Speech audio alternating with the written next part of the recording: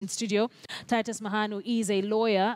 Mark Bichachi is a political analyst and communication expert. Gentlemen, thank you very much for coming in. I think I'll just pose the question we're asking our audience now.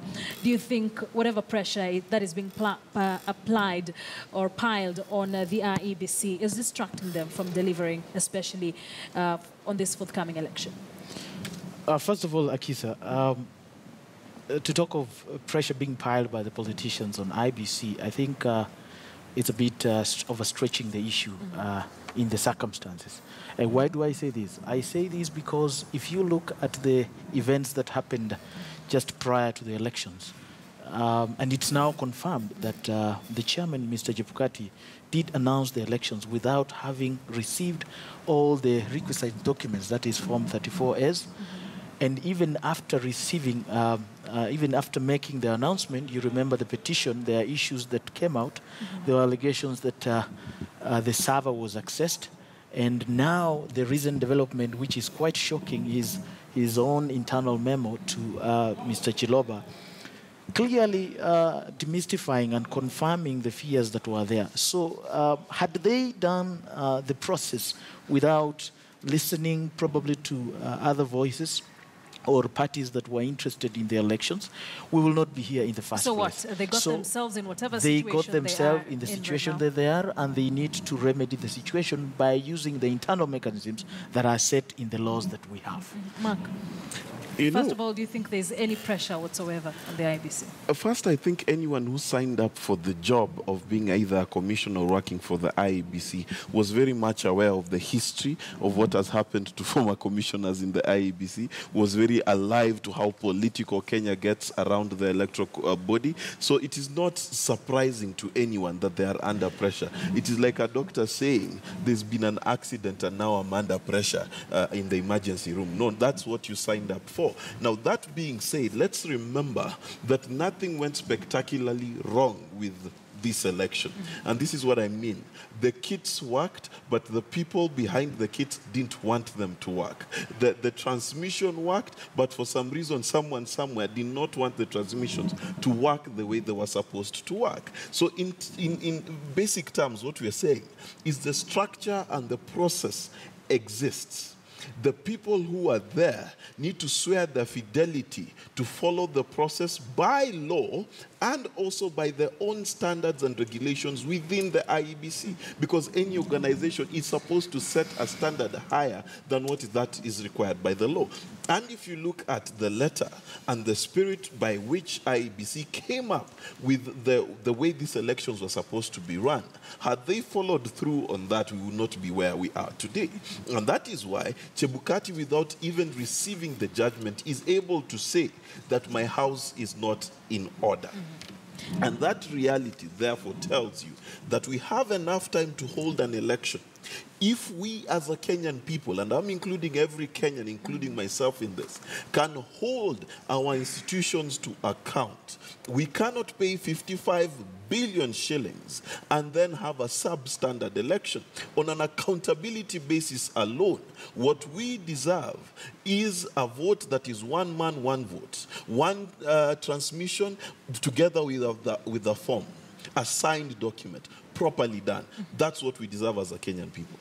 You mentioned the move that Chebukati took, questioning those tough questions that were sent to Ezra Chiloba, and you say that he's finally noticed that his house is not in order. But he's also been faulted for that particular move, because we can also see that there are divisions even within the commission, with the commissioners themselves. Well, the division is definitely going to be there, this being Kenya, and I'll tell you why.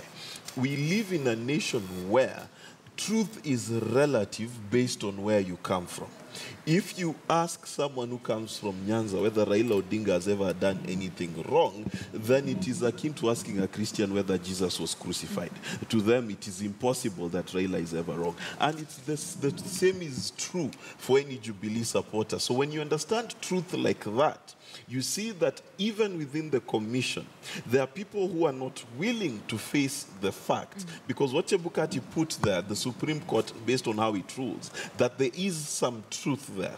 What the commissioners need to do is they need to respect the term independent in the IEBC. That first letter, it is very critical. They need to respect it and come out as patriots of this nation and stand as one. Tajas, what do you think? Akisa, I think it is a high time that Mr. Chebukati has realized and actually has appreciated. You remember, a few days to the exercise, he did issue out a quote. He was attending a church, and he did issue out a quote that what will a man benefit by gaining the whole world for purposes of subverting justice and the truth? And actually, I think it is a high time that now we are realizing him implementing that. And why do I say this? As it stands, Chebukati is the chairman. He's been faulted by the court decision, yes, but he is the chairman, and he still needs to draw a proper framework as to how do we proceed from here. If you read Section 10 of the IEBC Act, it provides for the mechanisms of employment and the dismissal of the secretariat. So for him to demand these answers, and you remember that the secretariat is the administrative body that has been hired by IEBC to conduct and ensure that everything runs according to the law and everything is done according to the framework that has been laid down in that legislation.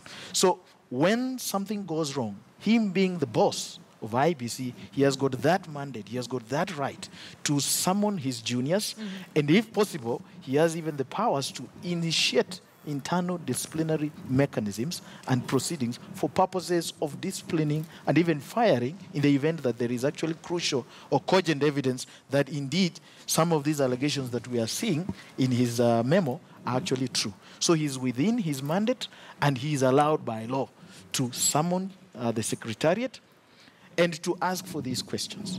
Let's talk about how the political class is handling itself as far as the IEBC is concerned.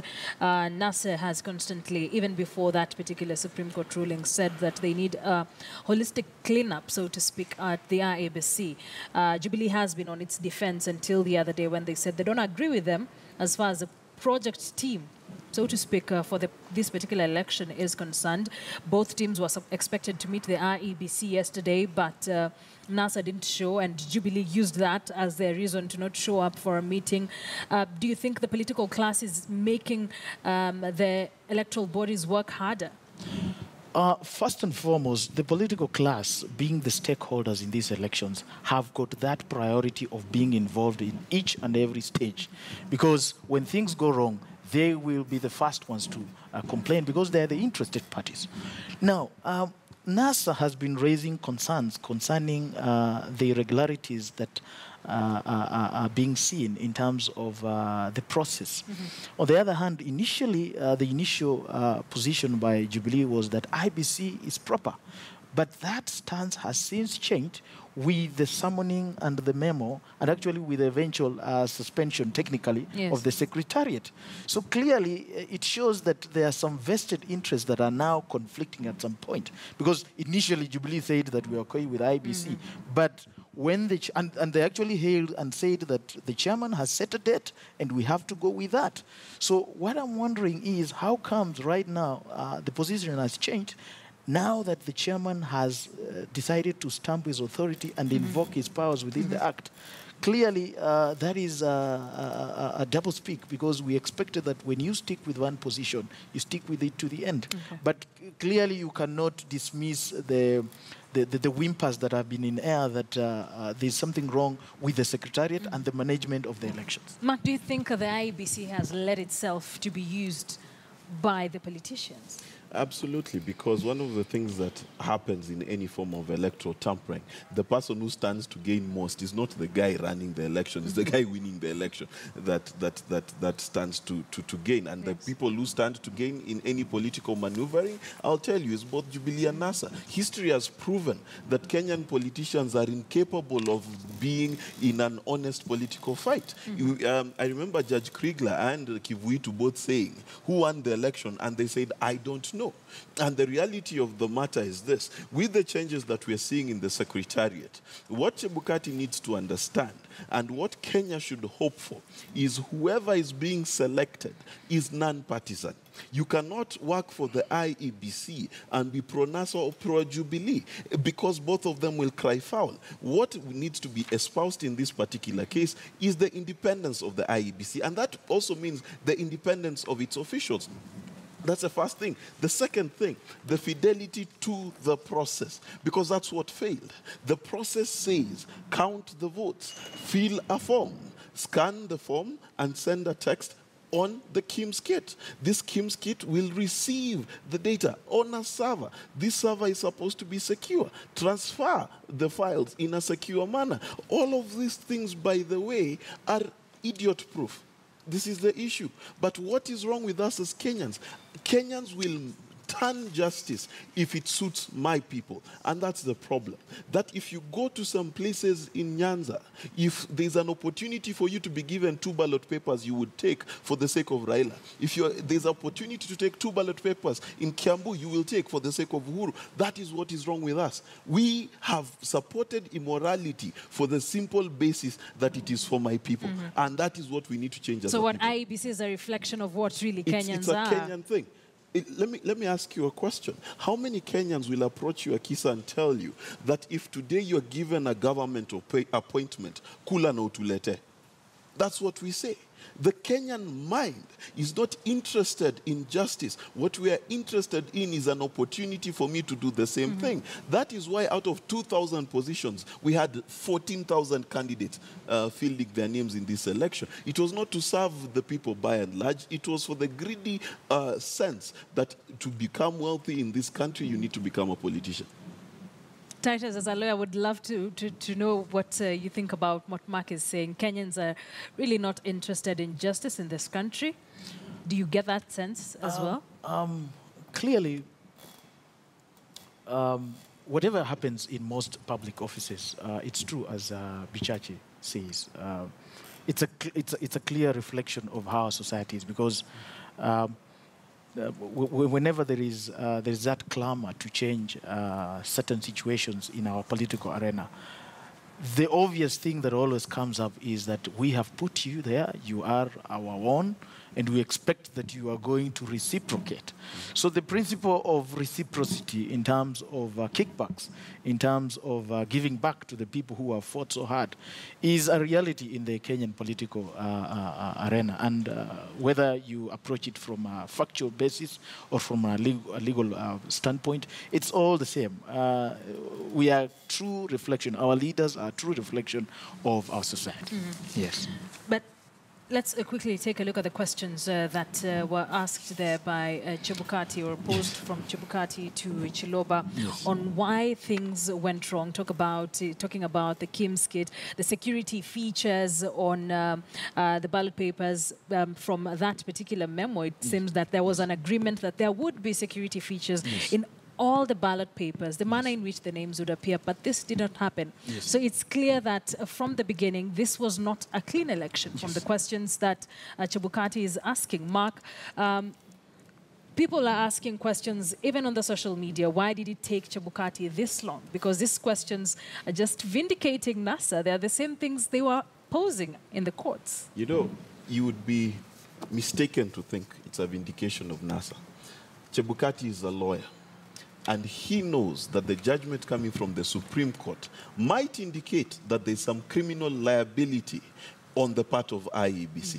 Now, if there's criminal liability, the person who holds ultimate responsibility is Chebukati. So what does that tell you?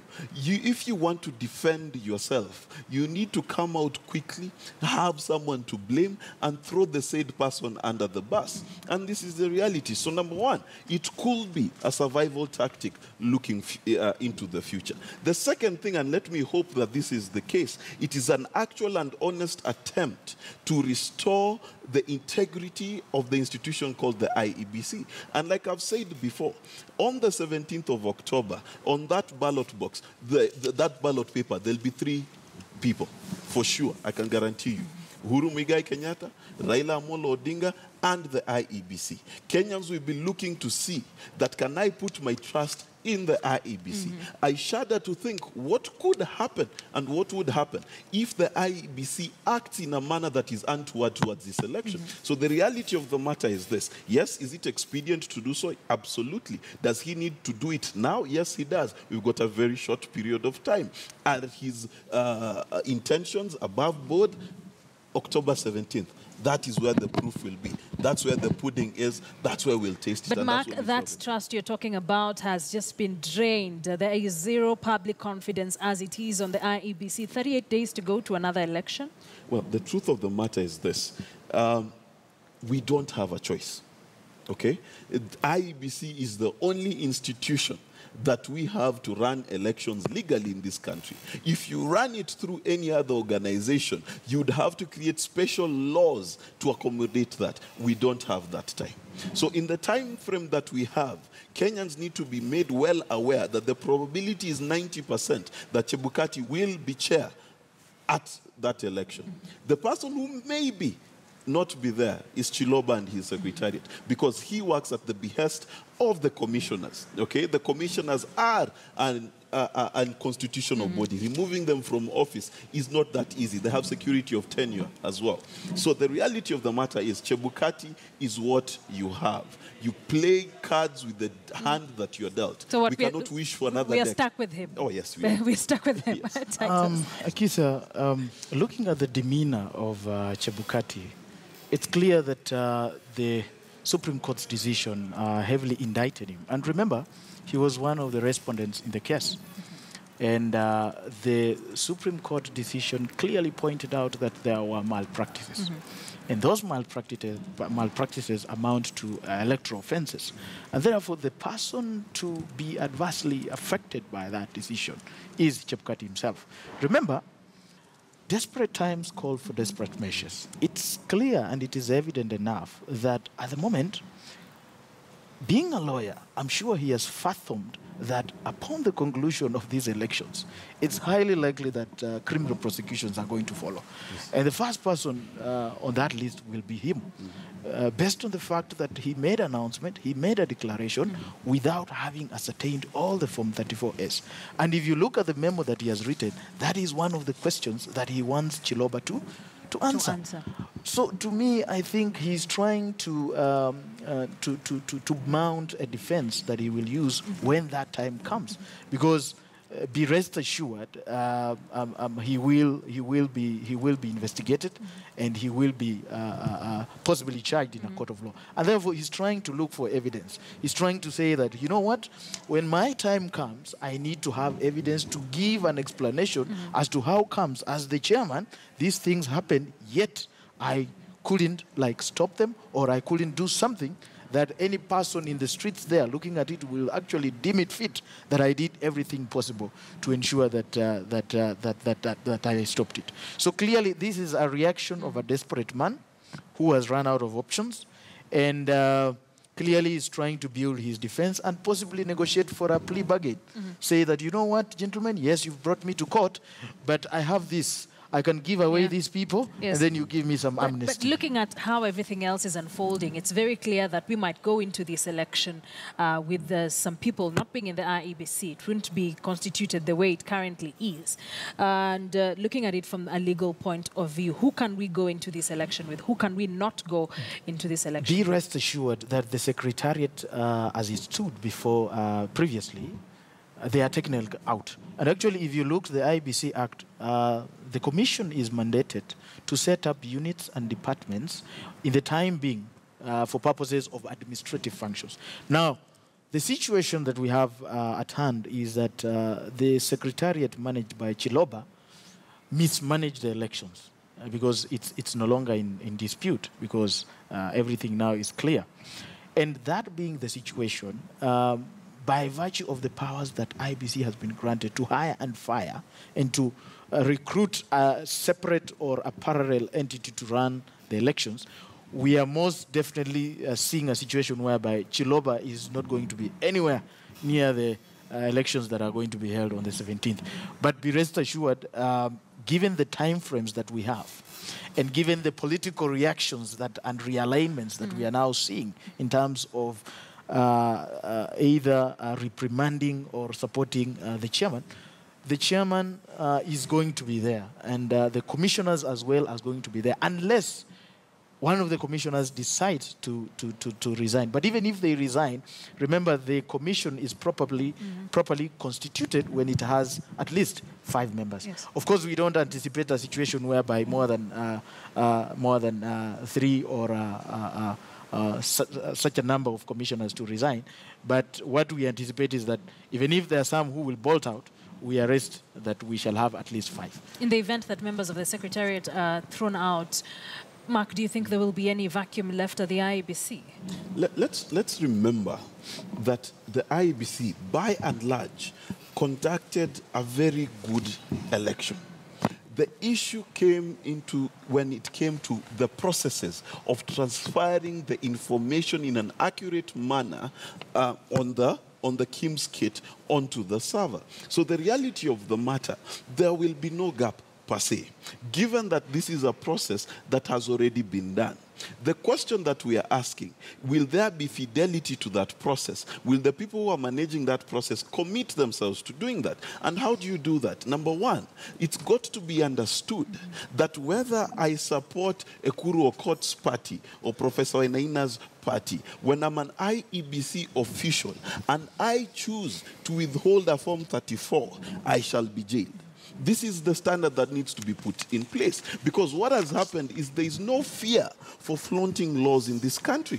And what needs to happen is, if we cannot give them the fear of Jesus and Muhammad, we need to give them the fear of being thrown, the book being thrown at them. A few years in jail should serve to sober us up. And that also brings me to one particular issue that is very peculiar about Kenyans. And just allow me to address Honorable Kaparo and tell him, it is 2017. To translate a clip into whichever language you like, including Maasai, does not take 24 hours. To investigate the authenticity of a clip does not take 24 hours. Such statements, if justice is to be served, at the very least, a statement condemning that statement is what he should have come up with. If you and I today said the same thing, Akisa, and with Mahanu here. The reality of the matter of what will happen is you and I will be bolted out by police officers because we do not have the title honorable before our name. All right, gentlemen, let's quickly take a short break. Coming back, I want us to talk about the political temperatures in the country, the goings-on in Jubilee and NASA as well here on NewsDesk. Don't go too far. I remain with my panel here. Let's take that breather. We'll be back with more.